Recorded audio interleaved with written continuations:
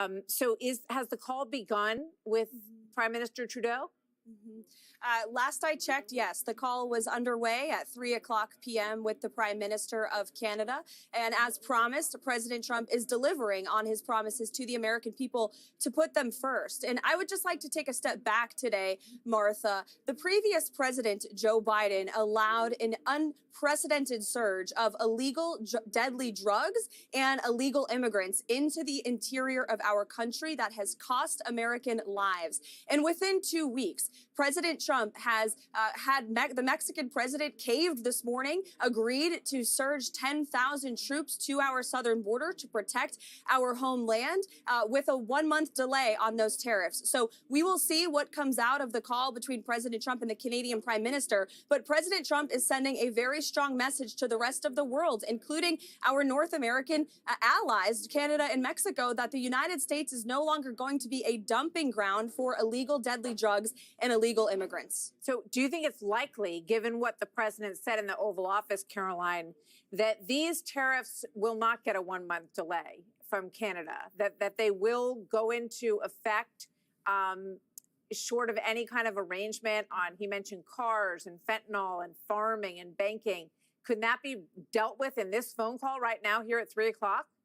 Well, we'll have to see if Prime Minister Trudeau is willing to do what's right, not just for the American people, but also for the Canadian people, as these tariffs will cause immense pain and suffering to his people in Canada, but they'll be good, again, for the American people, because President Trump has made it very clear that he expects leaders around the world to not only cooperate with the repatriation of their nation's citizens, but also no longer just view the United States as a place where illegal deadly fentanyl and illegal immigrants can surge our country's territorial borders. Yeah, well, there's a lot to reverse, and it's pretty clear that President Trump is very determined to make that happen quickly. However, Chuck Schumer is a little bit worried about his Super Bowl party, Karoline.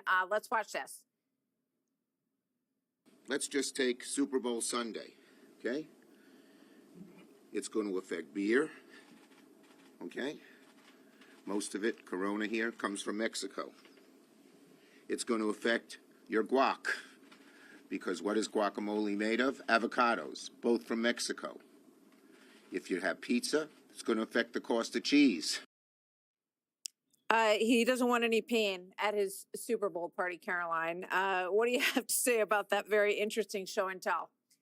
Well, this just proves that the Democrat Party is still incredibly out of touch with the American people, because while Chuck Schumer is whining about the cost of a pint of beer, President Trump is talking about saving American lives. And I would say to Chuck Schumer, what would you give? What price would you pay if your child was killed at the hands of an illegal immigrant who should have never made their way into this country in the first place? Or if your child died at the hands of illegal Chinese fentanyl that was trafficked through both our southern and northern borders? There are thousands of parents across this country who have felt that loss. There is no price that can bring their child back. And that's what President Trump is doing with these tariffs. He's making it very clear that he is going to put the American people's interests first, and he is going to protect our homeland. And Democrats can either get on board with that, or they can continue to lose elections as they did on November 5th. It seems like a good opportunity for Bud Light to make a comeback after some missteps over recent years. So maybe it's going to be a big Bud Light Super Bowl. We'll see. There's plenty of American beer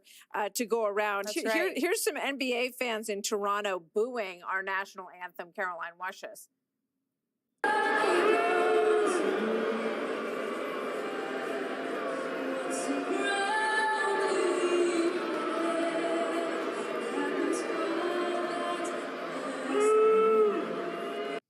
So obviously they don't want to pay more. President Trump did say, though, Karoline, that it may mean short-term pain for Americans. Can you define what that's going to look and feel like besides beer and avocados?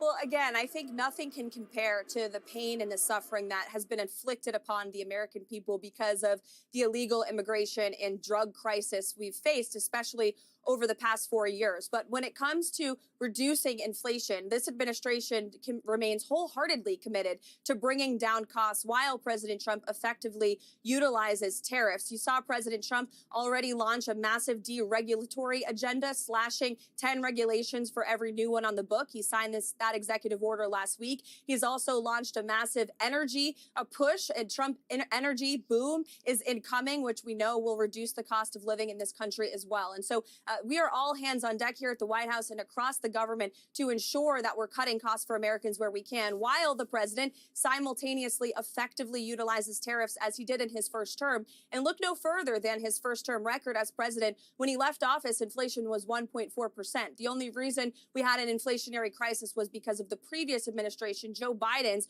reckless spending. And you're not seeing that from this administration. Look at DOGE and the cost that they're already saving for the American taxpayer. Yeah.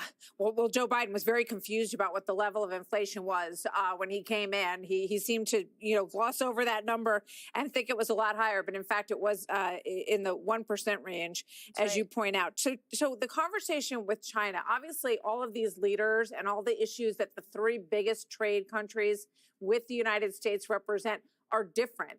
But the president said he expects to have a discussion with China's leader over the next 48 hours. Can you give us any more insight on what that looks like and what the major issues are there, Karoline? Well, as the president said in the Oval Office just moments ago, there is a plan for him to talk to President Xi in the next 24 hours, as President Trump said. I won't get ahead of that discussion, but I will echo what the president put when he signed the 10% tariff on China, that we are not going to allow this country to, again, be a dumping ground for illegal Chinese fentanyl that is killing tens of thousands of Americans every single year. And so the president has made it very clear to China that we are not going to tolerate that. And I would also add that many of President Trump's tariffs from the first term are still in effect. Yeah. The previous administration knew that they were effective, and that's why they have still been placed on China to this day. Just real quick before I let you go, he kept coming back to the issue of cars. I mean, clearly the president is agitated, and rightfully so, over the fact that American cars are not being bought by these other countries. Is that an area where you could see growth, you could see some agreement with Canada and perhaps with China as well? And Europe, he mentioned.